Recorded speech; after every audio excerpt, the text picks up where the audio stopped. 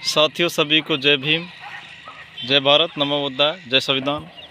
साथियों, आज हमारे समाज के लोग मनुवादियों की परंपरा को निभाते हुए बड़े धूमधाम से गोवर्धन पूजा कर रहे हैं। साथियों, समाज के लोग सदियों से गुलाम रहे थे और मनुवादियों ने हमारे दलित समाज के भाइयों के दिमाग में इतना पाखंडवाद और अंधविश्वास का जहर घोल दिया, जो आज भी देश में आज़ादी के 75 साल बाद भी हमारे समाज के लोग इस पाखंडवाद और मनुवाद से बाहर नहीं निकल पाए। आज जो हमें बाबा साहब ने दिया, उसको भूलकर हमारे समाज के लोग उन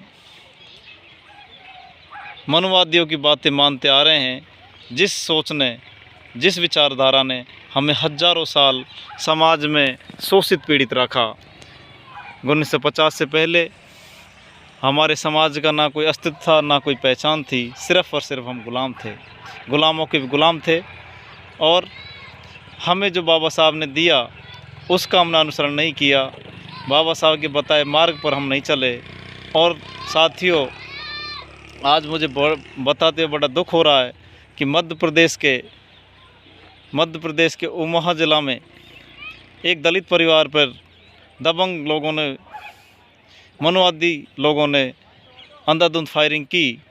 कम से कम 20 लोग इकट्ठे होकर मनुवादी लोगों ने उस परिवार पर फायरिंग की और फायरिंग के अंदर मेरे समाज के, दलित समाज के 3 आदमियों की मौके पर मौत हो गई।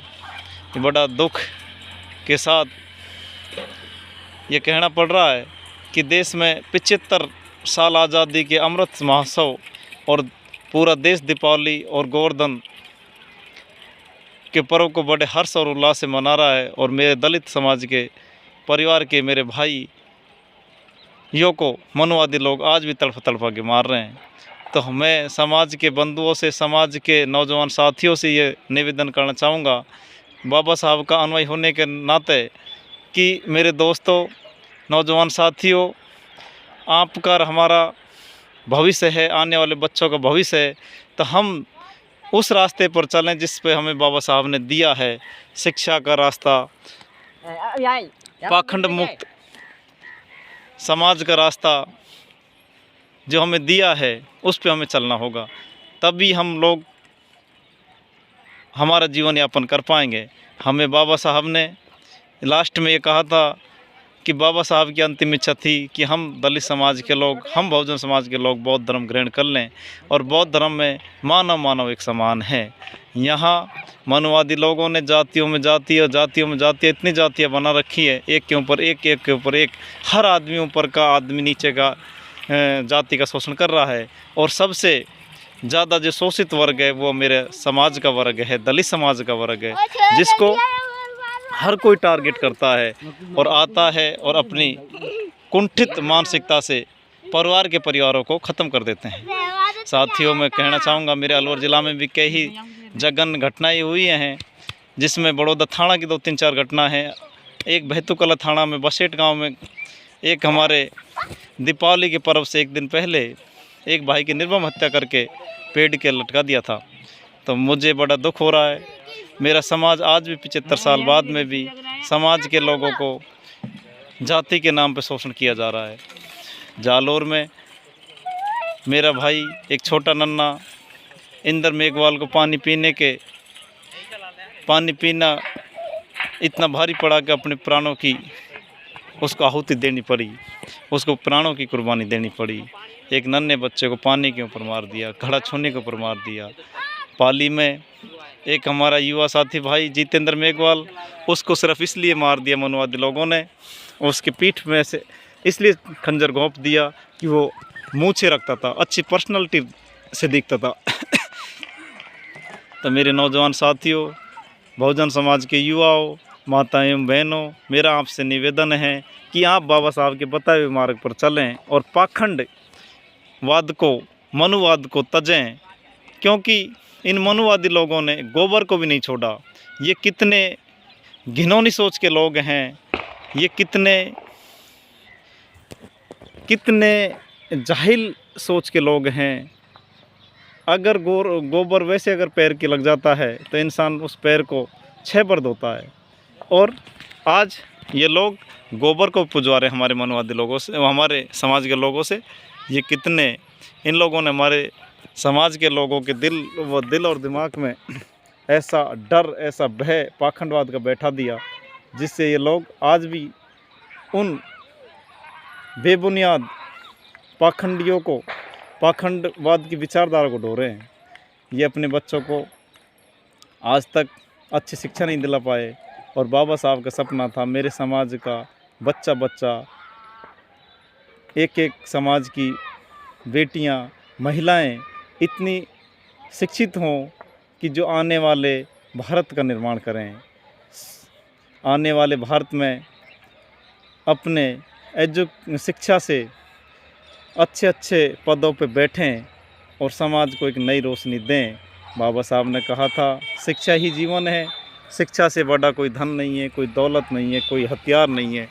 मेरे समाज के नौजवान साथियों, आप सब बाबा साहब की विचारधारा पे चलें और बाबा साहब को साक्षी मानते हुए इन पाखंडियों के पाखंडवाद को छोड़ें। ये जो त्यौहार हैं सब पाखंडवादियों का हम लोगों को गुलाम बनाने के लिए इन लोगों ने बनाए हैं। तो हम इन पाखंड मुक्त समाज का निर्माण करें और बाबा साहब के सपनों को साकार करें। हमारा इस दुनिया में सिर्फ़ और सिर्फ कोई उद्धारक है तो वो सिर्फ बाबा साहब है। तो हमें सिर्फ बाबा साहब की बातें माननी है। आज तक इस धरती पर बाबा साहब से बड़ा ना कोई बुद्धिमान हुआ, ना कोई पढ़ा लिखा हुआ, ना कोई उच्च कोटि का सोच रखने वाला पैदा हुआ। बाबा साहब हजारों साल आगे सोचकर हमें भारत का संविधान लिख कर दे के गए हैं, जिससे हमारे समाज का सदियों तक भला होता रहेगा। गरीब शोषित पीड़ित लोगों का सिर्फ़ और सिर्फ एक संविधान ही ग्रंथ है, एक संविधान ही रक्षक है। ये संविधान अगर देश में सुरक्षित रहेगा तो मेरा समाज सुरक्षित रहेगा, मेरा समाज का आने वाली पीढ़ी सुरक्षित होगी। तो मेरा समाज के नौजवान साथियों से ये पुनः निवेदन हाथ जोड़कर कि बाबा साहब को साक्षी मानते, जो बाबा साहब ने कहा है वो माने। बाबा साहब ने सिर्फ एजुकेशन के लिए कहा है, पढ़ाई के लिए कहा है, और पढ़ाई के साथ साथ संस्कारवान बनने के लिए कहा है।